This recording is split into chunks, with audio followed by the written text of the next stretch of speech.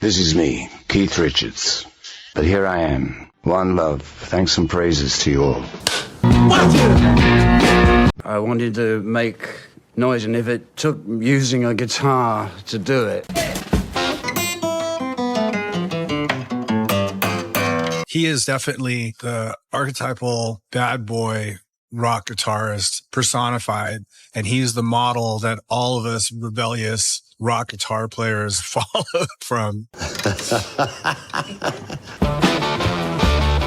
There isn't another guitar player like Keith Richards. There's nobody who comes anywhere close to him. He is the epitome of a rock guitarist. The original, the one and only, it's Keith Richards. Do we call that destiny? What do we call it? I call it love. When it comes to rock music, Keith Richards wrote the dictionary version of what rock and roll was. there are riffs that sound cool. And then there are riffs that define cool. Keith Richards' riff falls into the latter category. Released in 1971 on Sticky Fingers. The song is a 7-minute blend of rock, blues, and Latin-inspired jam.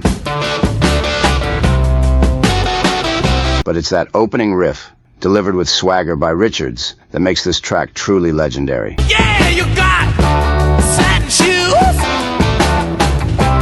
Let's dive into why this riff is not just great, but downright kick-ass. So, there we go. Story so far.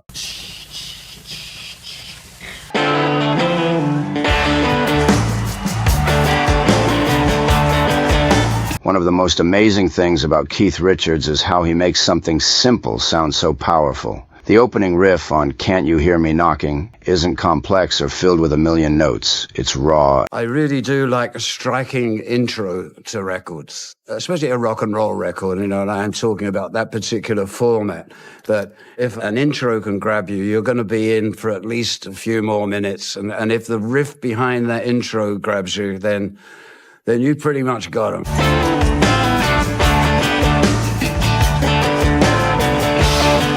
Using his signature open G tuning, Richards delivers a riff that immediately sets the tone. Tuning's a strange thing. It can take you into musical areas that are, that are not supposed to exist.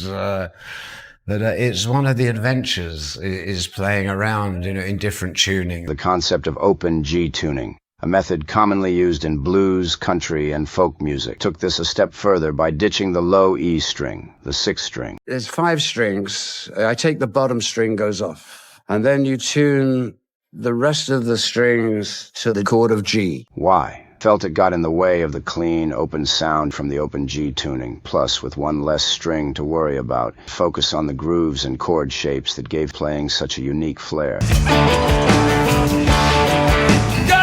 Every guitar player in the world went, wow! And how did he do that? Well, he took off one string. It was that sound of the guitar.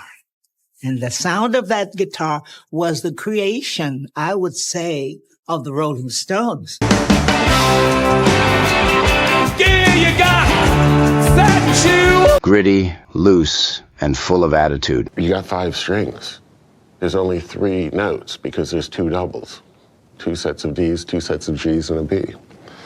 So the way it rings, the way certain things ring, you don't hear that on a normal guitar. It's definitely not about filling it up. If you're still thinking about what you can add instead of what you need to take away, you're still at the beginning stages. There's something about the intonation of the notes, the separation of the point. Now, it's like almost mystical that when hit in the right way in the right moment, a cheap ride to heaven. Yeah, you got That is a brilliant guitar sound. It says so much with so little. Holy smoke! What makes it so great is how it gets stuck in your head with its hypnotic rhythm, drawing you in with each repetition. Even though you're constricted, maybe it's the constriction of the number of notes that there are to play, because a lot of them are repeats. Maybe it's to do with the fact that because they're repeated notes, they're droning in different octaves. There's a Keith Richards sound and a Keith Richards approach to the guitar that just is unlike anything that I've ever heard from anyone else. I just love riffs. I just love a great connection of notes that can repeat themselves over and over without being monotonous, without being boring. And that's what a good riff is. It's the same old thing, but it keeps changing. Can't you have me longer? And you know. The pauses between the notes give it that extra punch, like it's daring you to keep up with its coolness. Silence is your canvas for a musician. And it's how much you fill in the canvas and how much light you let through, which is something you really don't know. It's almost intuitive. You do it by feel, really, an instinct. There's a certain type of way that he plays in the middle of the neck and a certain hammering, slashing. People will still be trying to play what he plays 50 years from now. There won't be another. Can't you have me longer? Yeah. Throw me down the key. Yeah. If anyone knows how to embody rock and roll, it's Keith Richards. This riff is pure Keith from start to finish. I do love, playing solos, but I've always said to myself, a solo's come and go. A riff lasts forever. Can't you have me longer? Can the gaslight street? Richards' signature open G tuning gives the guitar a distinct, chunky sound that feels both dirty and smooth at the same time. It's got that laid-back, effortless vibe that defines his playing style. You know it's him from the first note. That tuning of his, there's something menacing about that. Just to weave that in the center of the groove. All of the open tunings are good for slide playing.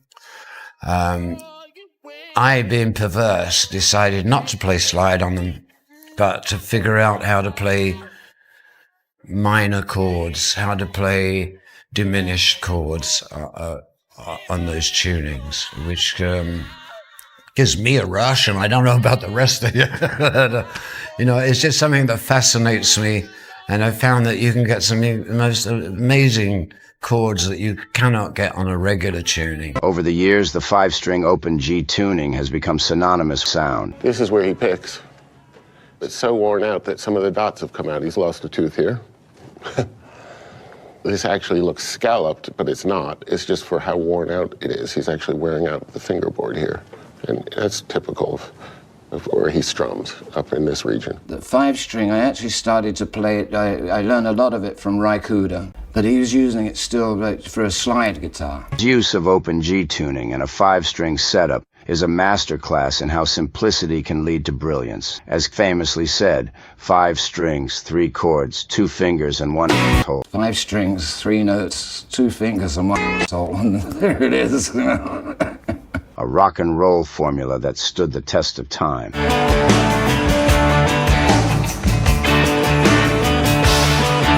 A riff is only as good as the band behind it, and in this case, Richards had a stellar crew. There are only a few drummers throughout history that I would say were artists in their own right, and he was definitely one of them. What made him so unique was that he could rock so hard while being so loose. He had a very relaxed style for a very high-energy type of music. Can't you have me longer?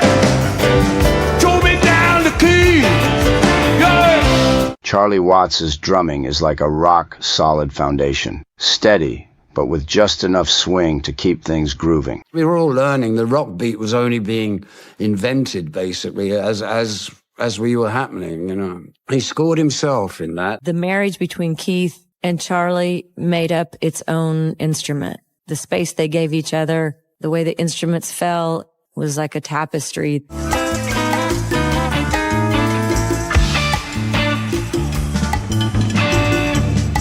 Watts' drumming style, rooted in jazz, brought a unique, laid-back sophistication to the band's music.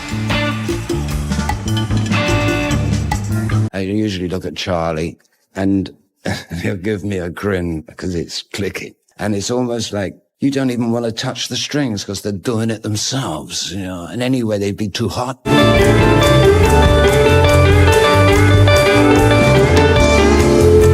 Watt's jazz background played a critical role in shaping his unique style. There's a clear jazz-inspired approach to his timing. Putting him in a rock and roll band was really interesting because you had the concepts of free jazz drummers, but in the Rolling Stones. He resisted the temptation to showboat and instead focused on crafting a rhythmic pulse that complemented and elevated the rest of the band. You know, that's a jazz way of thinking. You know, drummers have their own sound. Charlie Watts had a snare sound which sang throughout the music of the Rolling Stones.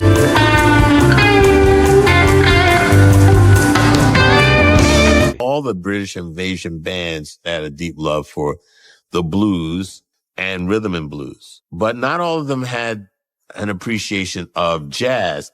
Jazz is a key component to rock and roll music. It's not always talked about. Charlie sounded like an American drummer. He had that American feel. That's what it was. I closed my eye with Charlie, I'd figure it was a black drummer. The great thing about Charlie is he knew every number could fall apart just like that. Throw me down the key. Yeah.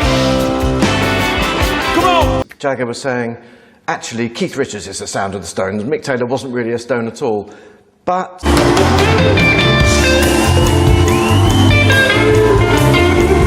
then there's Mick Taylor's lead guitar, which takes over in the second half of the song.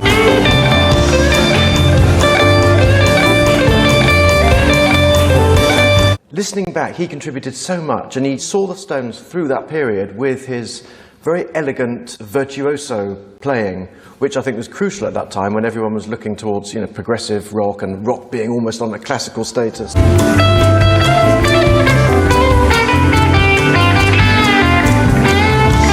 Keith Richards recalled Taylor's impact in his autobiography, Life. So we did Sticky Fingers with him, and the music changed, almost unconsciously. You write with Mick Taylor in mind, maybe without realizing it, knowing he can come up with something different. You've got to give him something he'll really enjoy, not just the same old grind.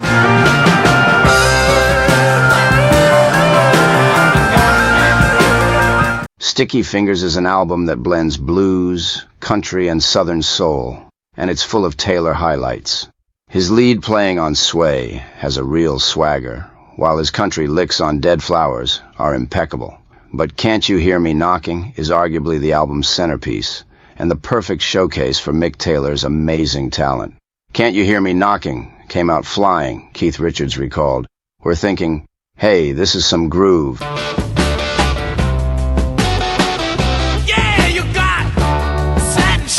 The real highlight of the track is the extended jam, which stretches the song from its original 2:43 to an epic 7:14. This was a happy accident.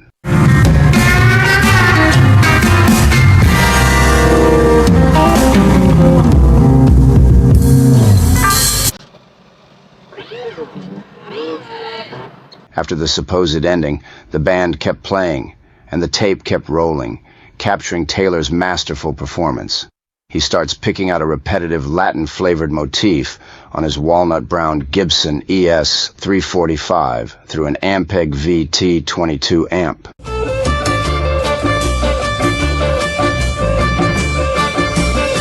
Towards the end of the song, I just felt like carrying on playing. Taylor said it sounded good, so everybody quickly picked up their instruments again and carried on playing.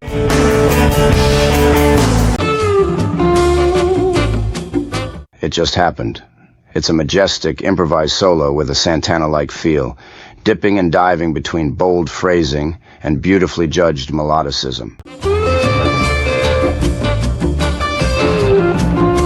At 6:02, he veers into a raunchy, repetitive pattern, which Charlie Watts and the horn section spontaneously accentuate with pushes. I tried to bring my own distinctive sound and style to Sticky Fingers, and I like to think I added some extra spice, said Taylor.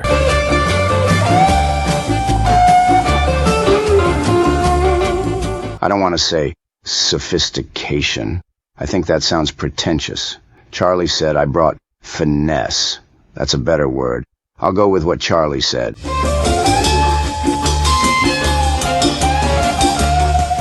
He does this wonderful Carlos Santana-style guitar solo. Mick Taylor opened up some beautiful possibilities, and especially in recording, because I would just lay down 3 or 4 different rhythm guitars.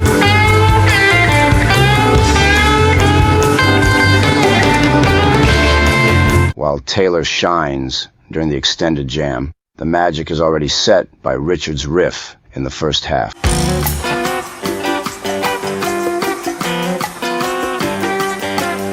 The chemistry between the band members elevates this riff to another level. They're all in sync, feeding off each other's energy, which gives the song a relentless forward momentum. Here's what makes the riff in Can't You Hear Me Knocking extra special. It doesn't just drive the song, it launches it into a full-on jam session.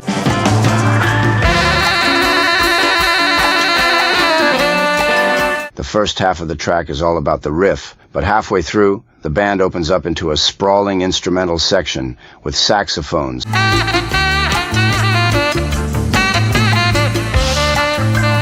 Latin percussion, and a searing guitar solo from Mick Taylor. On the guitar, who's going to play with us on this next tune? Mick Taylor, Mick.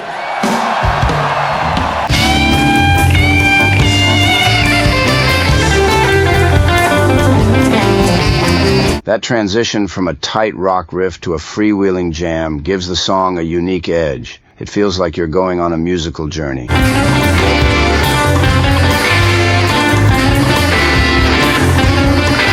And it all starts with that iconic riff. It's like Keith hands you the keys, and then the whole band takes you on an unexpected ride.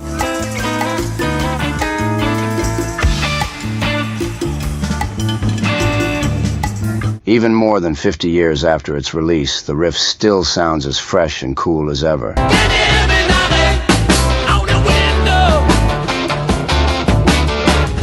It's a riff that doesn't age because it captures the essence of rock music, rebellious, raw, and full of swagger. Keith is all about feel and instinct. If he's writing a song, he may have 2 chords, and he's perfectly happy to sit there and play those 2 chords for 2 hours. And he's just waiting for the next part of the song to come, but he's not going to force it. He's going to just keep playing this mantra until something appears. And it always does. He's the best rhythm guitar player. He's a one-off.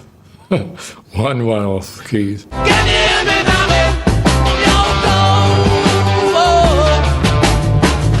Whether you're a diehard Stones fan or just discovering them, this riff has a way of hooking you in and making you feel like you're in on something special. I use the guitar really as a percussion instrument. It's a rhythm thing for me. It's tough to characterize Keith Richards' guitar playing. I believe it's a really organic extension of who he is, of his soul. It's no different than speaking. It's no different than walking. It's just a musical manifestation of who he is. And not all musicians are like that.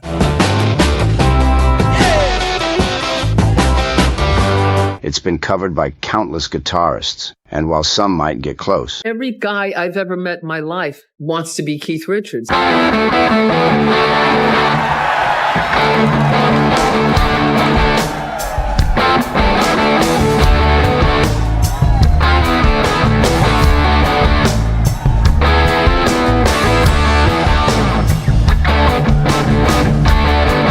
no one quite nails that effortless feel the way Richards does. The fact that it still resonates today proves its timelessness.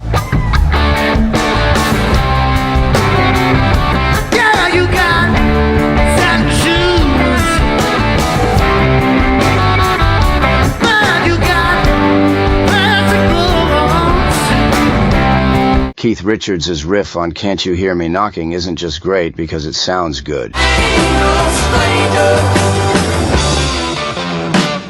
He's always known what he wants on the guitar. The way he plays is he establishes sound first with Pierre, his guitar tech, and various ways of achieving the desired effect. It's because it feels good. It's the kind of riff that makes you want to crank up the volume, nod your head, and just groove along. It's simple, raw, and dripping with the kind of confidence that only a few guitarists can pull off.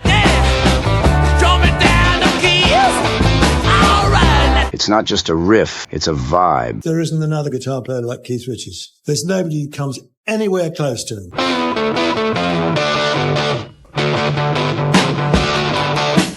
It's an attitude. Rock and roll has to have an element of danger and an element of unpredictability. And when you look at Keith Richards, he embodies every element that you want in your rock and roll star.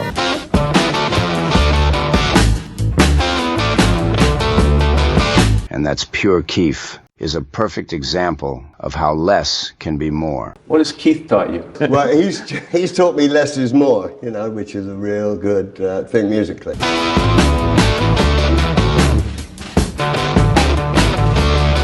By stripping the instrument down and focusing on the essentials groove, rhythm, and feel, created a timeless sound that helped define an entire era of rock music. The one and only Keith Richards.